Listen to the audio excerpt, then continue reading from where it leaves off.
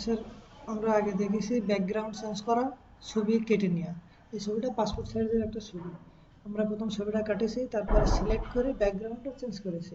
এবার এই ছবিটা প্রিন্ট দেওয়ার মতো 3R সাইজে 3R সাইজ প্রিন্ট। বের করবো। এর জন্য আমাদের কি করতে হবে, এর জন্য প্রথমে এই ছবিটাকে আমরা ডিসিলেক্ট করে নিলাম, ডিসিলেক্ট। প্রথম নতুন একটা পেজ নিই, কন্ট্রোল এন দিয়ে নিউ নতুন পেজ। পেজ, তারপর ডিসিলেক্ট। নতুন পেজ। এবার এখানে ওয়াইড দিতে হবে 3.5, হাইট দিতে হবে 5, রেজুলেশন এই ছবির ক্ষেত্রে 300, কারণ এই ছবিটা কাটা ছিল 300 রেজুলেশনে, এই জন্য এখানেও রেজুলেশন দিতে হবে 300। আচ্ছা, এখানে এই কালার মোড দিতে হবে আরইজি, আর এই ব্যাকগ্রাউন্ড দিতে হবে হোয়াইট। বাদ বাকিগুলো যা আছে সব ঠিক আছে, এগুলো কিন্তু আমরা ইঞ্চিতে নিচ্ছি, 3.5 ইঞ্চি। এবার এটা ওকে করলে নতুন পেজ তৈরি হয়ে যাবে। ওকে করলাম, নতুন একটা পেজ আসছে। আর আগের যে ছবিটা সেটা হচ্ছে এই যে এখানে, এই যে এই ছবিটাকে ওই পেজে নিয়ে যাবে, তার জন্য আমরা মুভ টুল সিলেক্ট করতে হবে। এবার এখানে মাউস দিয়ে দেখেন স্যার, এটা মাউস তো চেপে ধরলাম, ধরে এবারে টেনে নিয়ে এই পাশের লেয়ারে আসলাম, এসে মাউস এখনো ছাড়িনি, নিচে নিয়ে এসে এরপরে নিয়ে এসে ছেড়ে দিলাম। পাসপোর্ট হয়ে গেল। পাসপোর্টের ছবি, এটা 3R এর উপর পাসপোর্টের 4টে ছবি হবে। তো এই ছবিটা প্রথমে আমরা একদম কর্নারে নিয়ে যাই, অর্থাৎ ছবি প্রিন্ট দিলে যেমন আসবে। এখন পেজের তো এগুলো মাপ দেয়নি।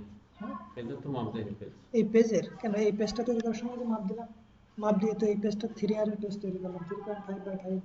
ও আচ্ছা আচ্ছা, পেজের নাম্বার না, 3.5 আর 1 হচ্ছে হোয়াইট আর 5 হচ্ছে হাইট, তাই না? হ্যাঁ স্যার, এই যে আপনার আগের দিনকে ওই দেখাইছিলাম না ছবি, হ্যাঁ হ্যাঁ, কাগজের ছবির ওই ওটা সাইজ ছবি দেখাচ্ছে। তুলে নিতে পারেন স্যার, আপনার মোবাইল আছে না? দেবো আমি, হ্যাঁ হ্যাঁ, দেবো, আপনি ছবি তুলে নিতে পারেন। আমার ছবি। না স্যার, এটা তো কাছে নেই। ও আচ্ছা আচ্ছা,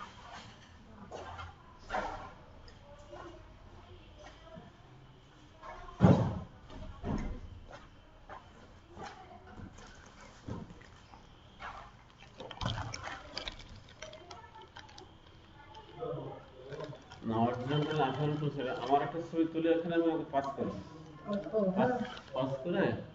সেটাই কেটে বসা করতে চাচ্ছে।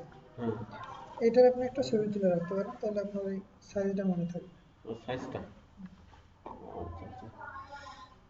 তো এই কাজটা শেষ করে নি, রেকর্ডিং হচ্ছে তো, এই রেকর্ডিংটা আপনাকে দিয়ে দেবো, আচ্ছা আচ্ছা। এটা শেষ হোক। তো আমরা প্রথমে ছবির কাটা শিখেছি, কাটেছি কিভাবে, 1.5, এই যে 1.5 ইন্টু 2 ইঞ্চি, এটা হচ্ছে পাসপোর্ট সাইজ। এই পাসপোর্ট সাইজের খালি এই ছবিটুক কাটেছি, তারপরে ছবিটুক কাটলাম, সেটা হচ্ছে এই অন্য লেয়ারে, এই যে এটা।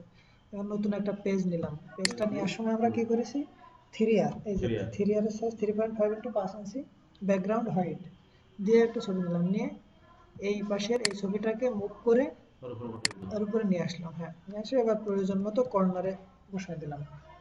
এইবার একে কপি করব, কপি করার জন্য কন্ট্রোল অল্টার দিয়ে মাউসে ক্লিক করে এই পাশে এনে ছেড়ে দিলাম, দিয়ে এটাকেও তার নির্দিষ্ট স্থানে সরিয়ে বসাই দিলাম।